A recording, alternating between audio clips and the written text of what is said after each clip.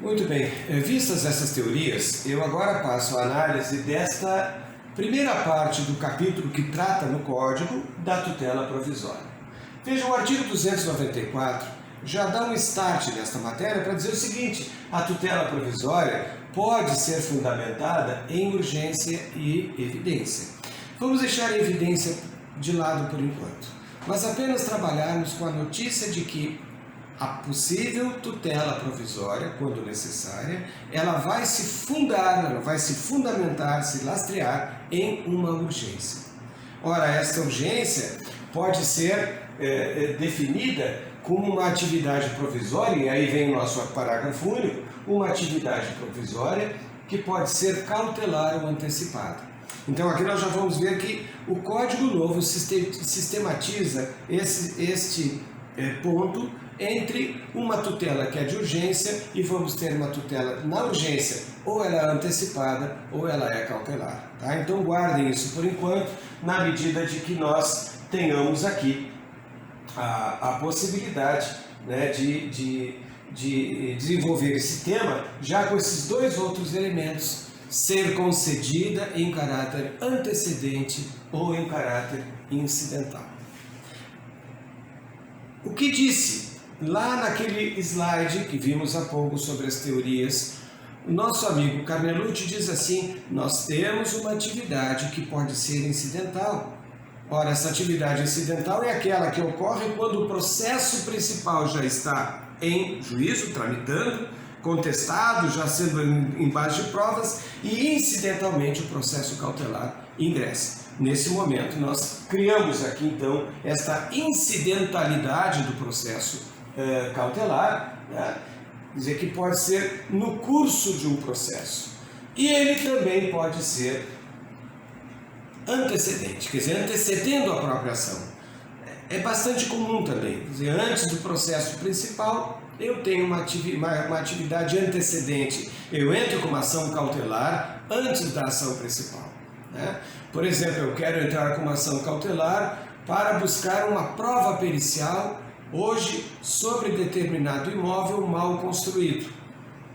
Então hoje eu entro com a atividade antecedente, faço a prova pericial, não estou falando ainda em processo principal, vou fazer a perícia para que eu, com esta perícia pronta, eu já possa partir para os consertos devidos, o que é necessário fazer para que eu tenha a minha obra em condições de habitabilidade.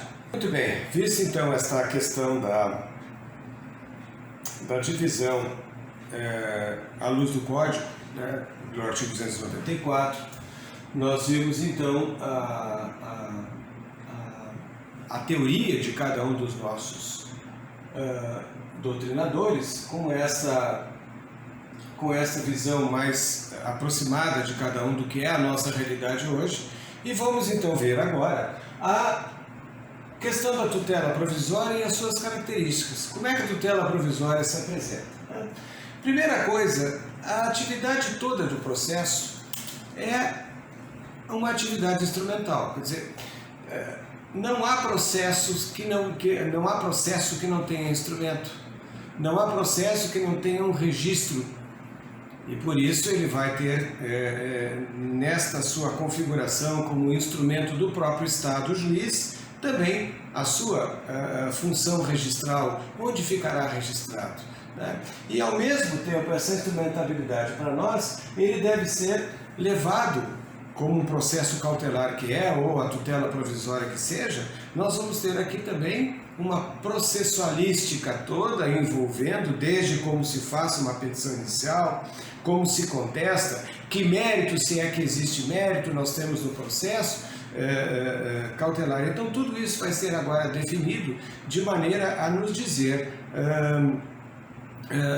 que verdadeiramente a função da tutela provisória é uma tutela científica. E com isso essa instrumentalidade vai dar até a ideia de uma certa autonomia, né, da própria atividade cautelar e da própria tutela provisória, né? Não está ligada à declaração do direito material. Eu já disse há pouco, a atividade do procedimento cautelar ou da tutela provisória é uma atividade de apoio, tão somente segurança, ou vamos dizer, uma proteção a que se consiga o direito material pretendido lá na ação principal. Então vejam, o processo nesse momento, ele é um acessório que serve de instrumento do processo principal. Vejam, repito, embora seja uma ciência autônoma, quer dizer, instrumentalmente o processo cautelar ou a tutela antecipada que fazem essa chamada tutela provisória são procedimentos de apoio, como se diz aqui, um procedimento acessório. Tá? A pretensão pode ser voluntária, né? Ou sem, quer dizer, sem lide ou com lide. A jurisdição, portanto, na tutela, nesse instrumento da tutela provisória, pode ser então uma tutela absolutamente buscada com uma finalidade brigada, contenciosa, litigiosa, ou então voluntária, amigável, consentânea, como se quiser chamar. Que exemplo nós teríamos aqui de uma atividade não brigada, não contenciosa? Seria, vejam, alguém que busca a justificação de algum direito. Uma pessoa que busca justificar uma relação para o INSS, que essa relação chamada união estável perdurou por 5 anos, 10 anos, etc. Então ela vai entrar com uma ação de justificação. Essa é uma antiga ação cautelar, dentro das prerrogativas que se tinham como, vamos dizer, meios a se alcançar uma determinada proteção via Poder Judiciário daquilo que não se tinha nada documentado. Então justificava com testemunhas, com documentos, e o juiz simplesmente considerava aquele fato justificado, estaria terminada, portanto, a atividade de justificação judicial. Né? E claro que as demais são todas, evidentemente, as demais atividades são todas aqui estabelecidas em caráter litigioso, a grande maioria dos processos com essa natureza. Vejam então, já se disse, é acessório, né? Já vimos que é uma instrumentalidade acessória de um processo principal, pois até mesmo ser instaurado antes do processo principal, estar instaurado como exemplo, a função satisfativa, né? Ações que dispensam o processo principal e se satisfazem numa só ação. A tutela satisfativa, nós vamos ver mais tarde, apenas para que vocês entendam, ela se satisfaz nela mesma, significando que não precisa de uma ação principal.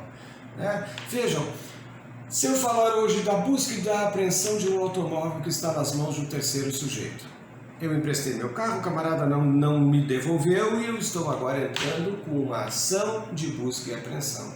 Eu sei onde está o lugar, sei onde é que está o paradeiro do réu e eu quero então a busca e a apreensão deste veículo. Evidentemente que eu não tenho que discutir sobre o veículo porque ele é meu, já está lá no Renavan, escrito direitinho lá no trânsito que o automóvel é meu, então eu não preciso entrar com uma ação de conhecimento para dizer que o carro é meu, é meu. Quer dizer, se eu for bem sucedido, e aí vem a pergunta, se eu for bem sucedido, o oficial de justiça vai lá, busca e apreende este automóvel, coloca lá no depósito público ou na minha casa. Que ação principal eu tenho aí? Mas tive uma atividade cautelar. Então essa é a ideia de satisfatividade, quer dizer, a ação não precisa de uma ação principal se atingido o resultado prático daquela medida de cautelaridade solicitada. Tá?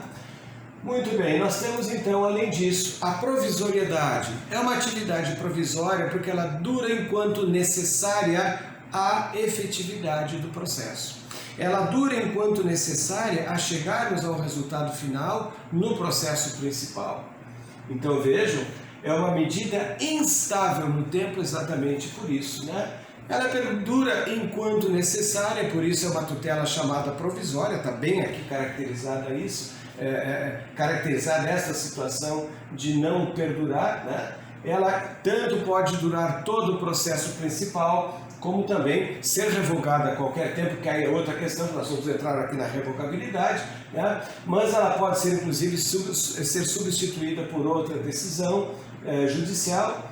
Então, vejam que esta provisoriedade também encampa a ideia da neutralidade absoluta do juiz. Vejam, ele, enquanto decide a medida liminar solicitada, esta atividade cautelar, ele não está entrando no mérito. Repito, o mérito é lá para dentro do processo principal, é lá para o pedido principal, é lá que vai se fazer então toda esta atividade de investigação cognitiva plena. O juiz vai conhecer do processo para poder decidi-lo.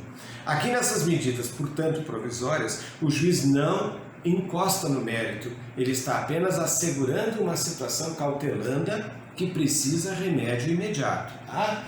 Revogabilidade pelo artigo 296, então da segunda parte, é decorrência da provisoriedade. Porque a qualquer tempo o juiz pode revisar a sua própria decisão.